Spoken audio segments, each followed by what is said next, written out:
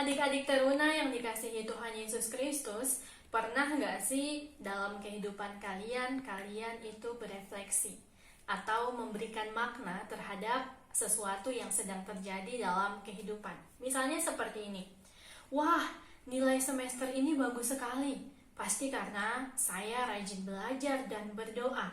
Atau, aduh, nilai semester ini kok kurang baik ya, jangan-jangan karena terlalu banyak bermain.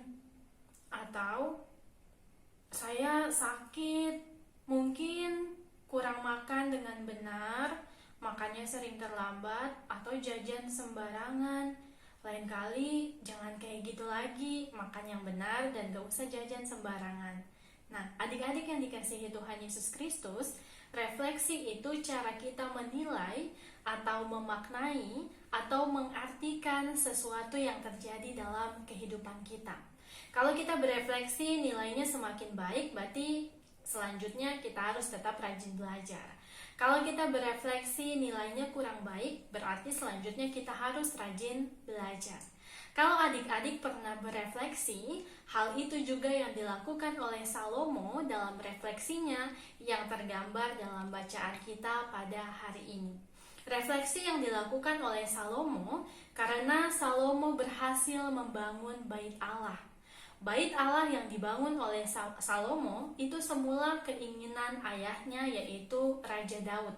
Raja Daud ingin membuat bait Allah, tetapi Tuhan tidak berkenan kalau Daud yang membangun bait Allah. Tuhan memilih dan menetapkan bahwa Salomo lah ketika dia menjadi raja dan dia takut akan Tuhan, dia dipercaya untuk membangun bait Allah.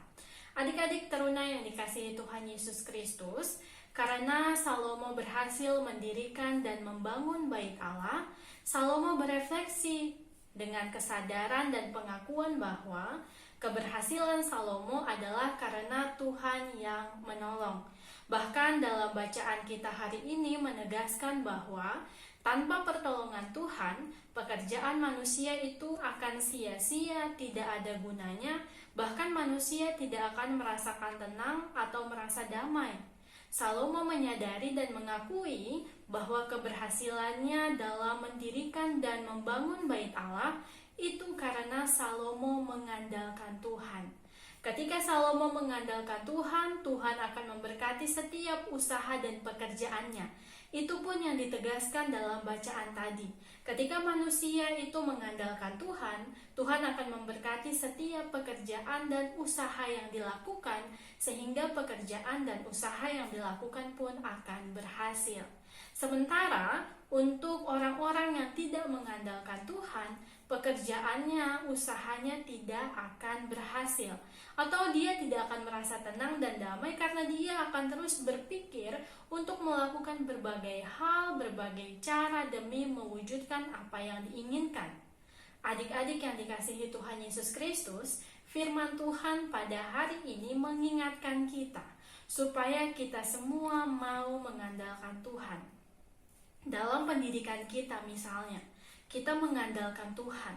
Ada doa dan kerja yang kita lakukan.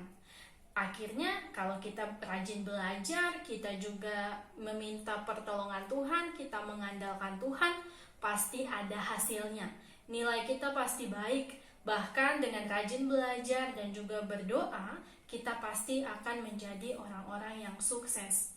Dalam pergaulan misalnya, ketika kita juga mengandalkan Tuhan, maka kalau ada teman yang nakal, teman yang jahat, atau teman yang mengajak kita untuk melakukan kejahatan atau hal-hal yang tidak benar, Tuhan pasti akan menolong dan menuntun kita sehingga kita tidak ikut-ikutan teman yang melakukan kesalahan atau tindakan yang tidak benar.